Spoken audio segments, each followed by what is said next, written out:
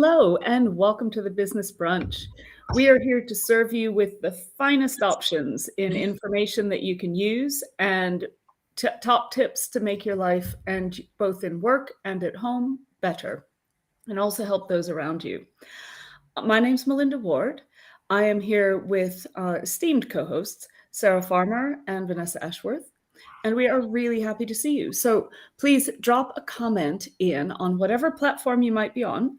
Let us know that you're here, let us know where you're from, and let us know if you have any initial questions on our main topic of the day, which is developing a recession-proof mindset. So as we all know, because it's all over the news, it's really inescapable, most of the world is either in or precipitously close to being in a recession. And even if you aren't an economist and you don't know what all that really means, it'll have an effect. It's like negative chatter and things like that. And people are worried. They're worried about paying their bills, they're worried about job security, they're worried about lots of things. So it's really important for us to not get in the trap of that negative thinking loop. And that's why we are going to be talking about that today. So our lead expert on this is Sarah Farmer. So we'll do a quick run through and let you know who we all are, especially for those who are new to the program. And we'll start with Sarah because Sarah's the specialist for today.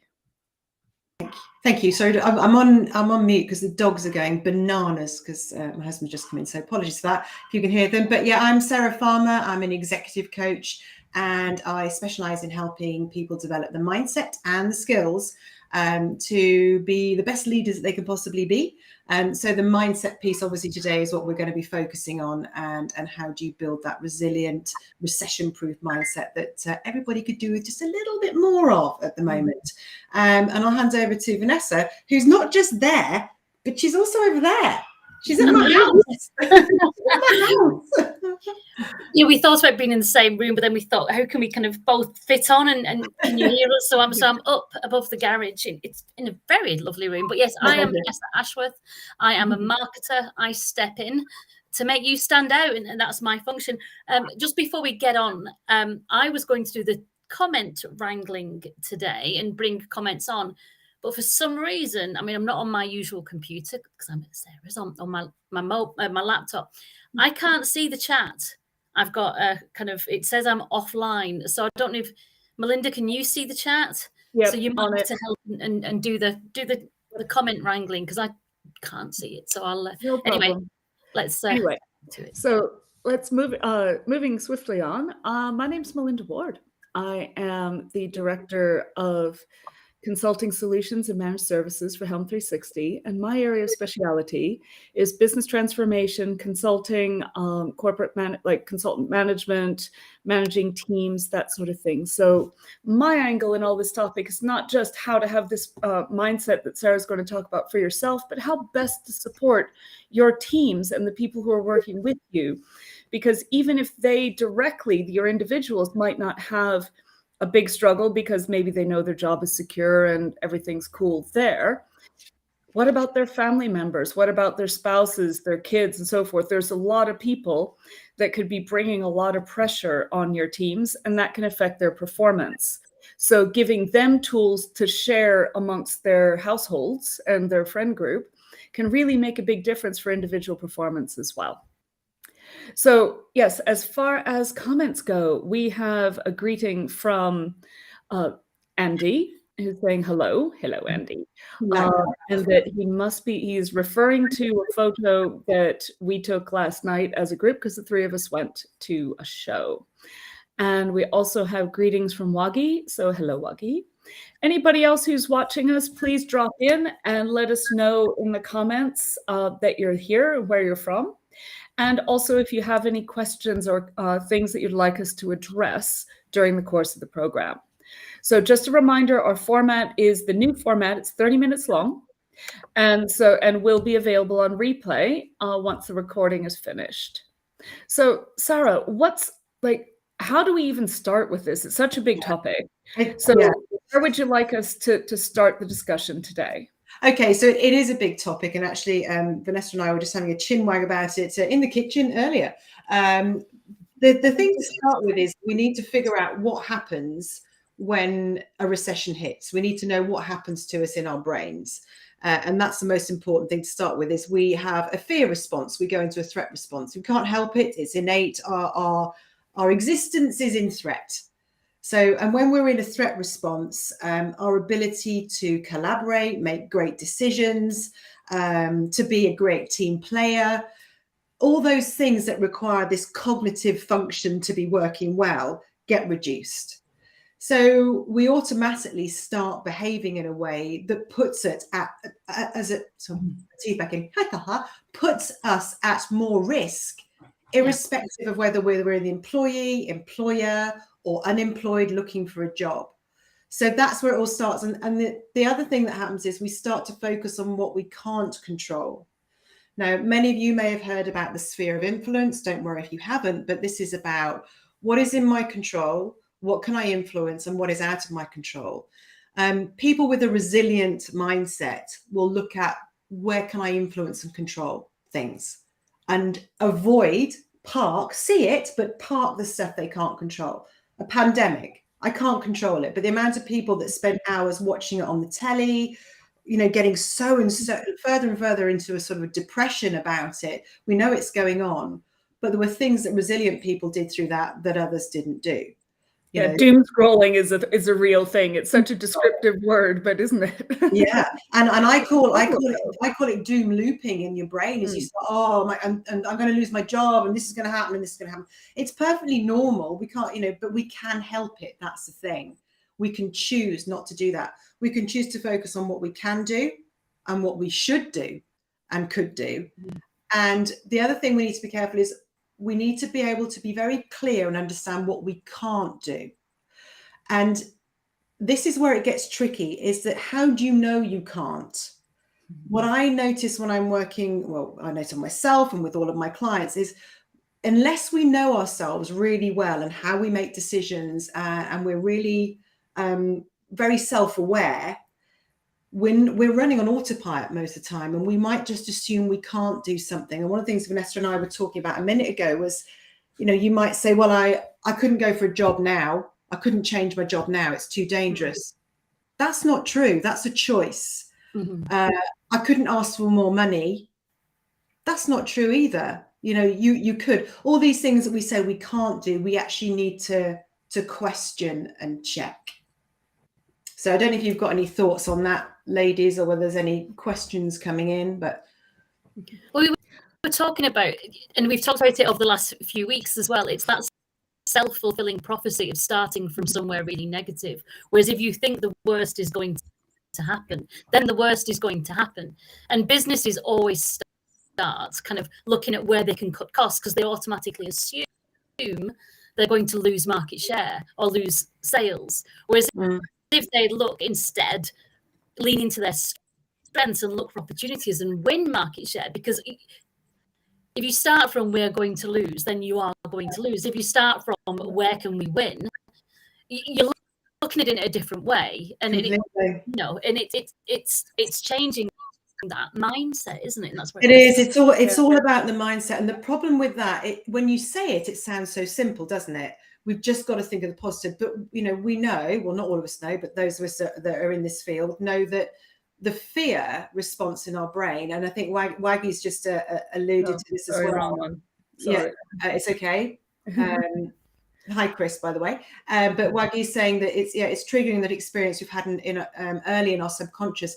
There is something in there. There's an innate response that's triggering a fear, and we cannot underestimate how strong that is, because it's our emotional center of our brain, which is 5 times stronger than our rational brain. So if we're having a negative emotional response, we can rationally say to ourselves, this is stupid, just think this. And our brain's going, no, thank you, no, because it's trying to keep you safe from harm.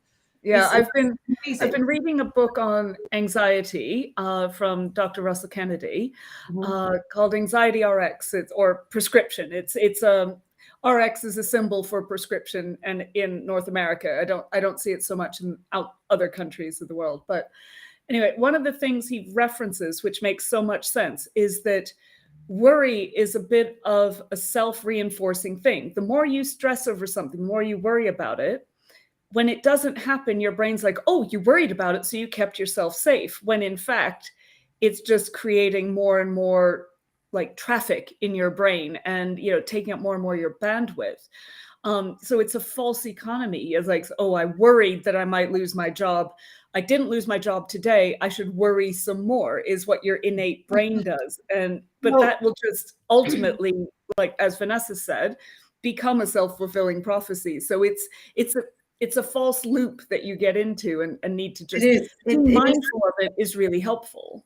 It is a false loop. And I mean, the thing is, what he's suggesting is correct. Is the reason we do it is we do it on purpose to keep ourselves safe. There is a positive intent to do it, even though we know it's not positively helping us, but it is actually helping us because it's helping us stay safe. So if we don't put our neck on the line, if we don't try and change a job, if we decide to cut the marketing budget, the training budget, we've done a really great thing, but we haven't actually. We've just reacted in fear.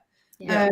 We would talk about lean. Becoming lean is different to making a rash, fear-based decision. It may be a good time to clear out some dead wood. It may be a good time to get rid of processes that don't work. But it's not the time to make rash decisions. Yeah. What's Andy saying? Andy has some ideas for us. He's saying Sarah's advice is totally spot on, superb as always. Yay. Our models for measuring progress in the economy is so fundamentally wrong that this is a difficult topic for him to not go on a big rant. Well, it sounds like you need your own LinkedIn Live and just to go on your rant about all of this stuff. It would probably go absolutely viral. But he's absolutely true, isn't he? Because what might be recession for some people isn't going to be the same for all. Some markets will still be thriving, but their leaders might see all this talk of recession, and that sets them into the fear-based mindset, which means that they then start looking very short term, forgetting medium term, forgetting what's coming next, but making cuts and fear-based decisions that won't serve them either in their market now or in their market tomorrow. Yeah. And when you think about it too, it's one of those things where I just did think about it. I lost my train of thought. But anyway, every adverse event, I got it again. Every adverse event is somebody's opportunity, right? And the question is, who is going to capture that opportunity? Who is going to maximize on that?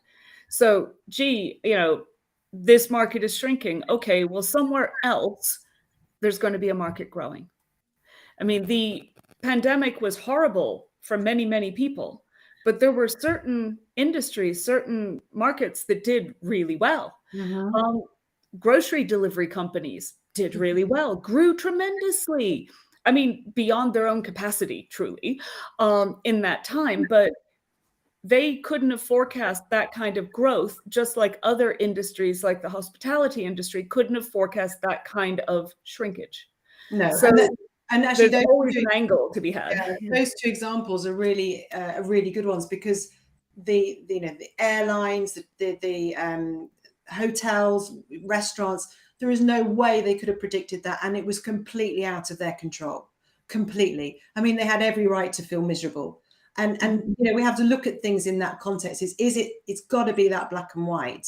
But there are again, like the hospitality industry, there are some restaurants that did really well out of it, because rather than laying off staff and cutting everything, they looked for opportunities. Some restaurants they kept their brand, and they might not have made a lot of money, but they kept going. Delivery boxes, recipe classes, all that sort of thing. No, you're absolutely right. There were people. I'm just thinking about the pub down the road from us, and they did 2 nights a week. They did takeaways that when you were allowed to be out in twos or something, you would sit on the green and have fish and chips and stuff.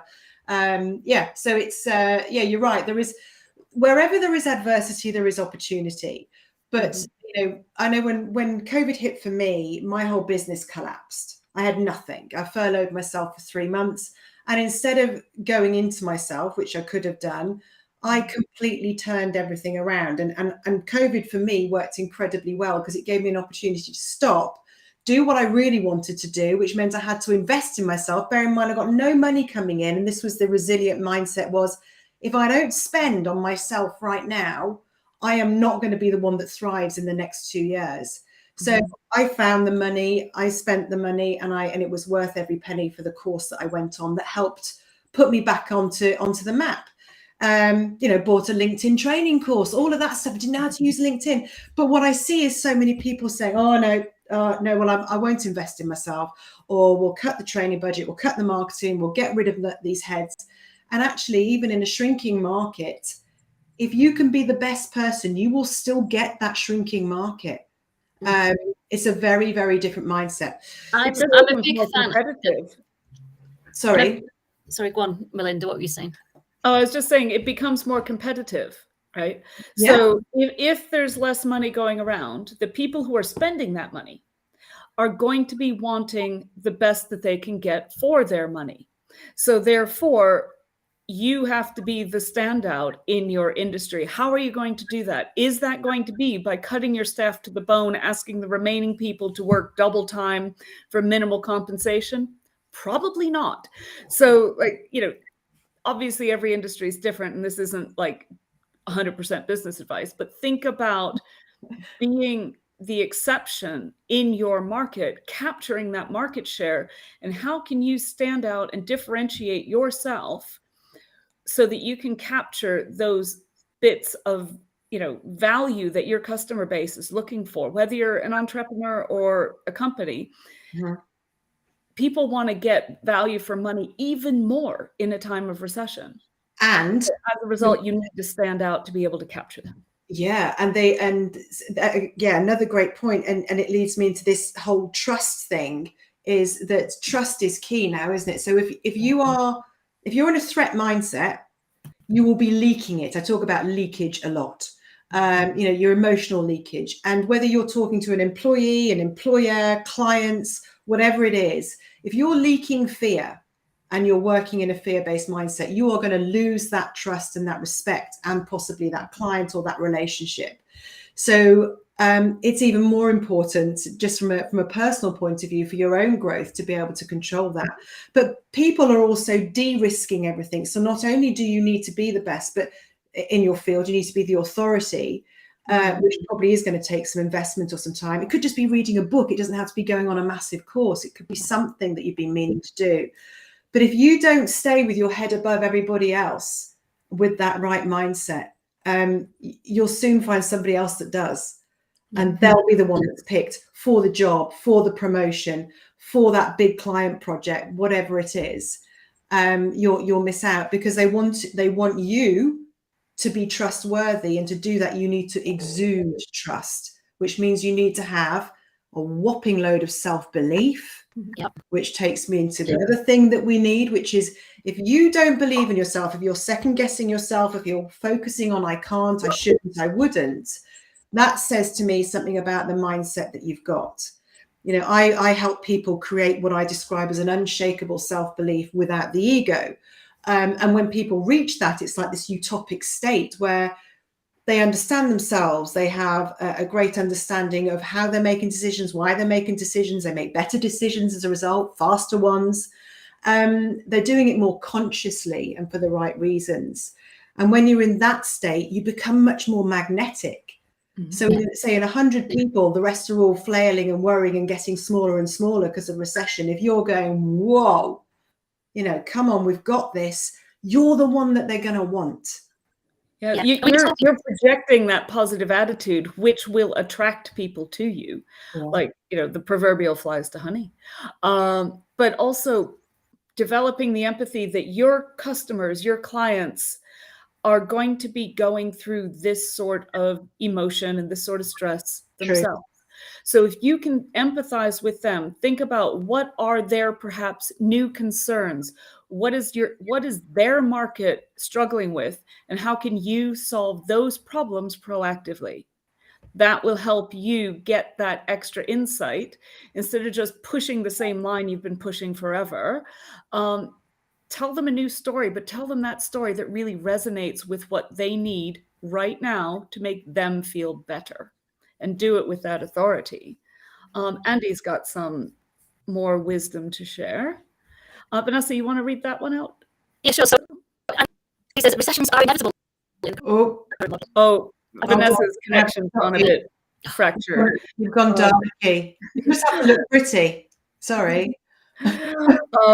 We'll just jump in. Sorry. Recessions are inevitable in this current model. Perpetual growth isn't. It cannot be sustainable. Perpetual growth, that is. I believe we need new models that measure progress that is beneficial to society, individuals, and the environment. Preach. Yeah. I absolutely agree. I mean, that's a whole other show. We should get you on, Andy, to talk about that. But yeah, and I absolutely agree. So what you're talking about, Melinda, empathy is really important, and our ability to empathize when we're under tension and under pressure starts to nosedive. I don't know what the sound effects are for then, but there we go. Hands off my ego. I was just reading Abdi's comment just go through. And she can really say, like, hands, I'll leave your ego alone, don't you worry.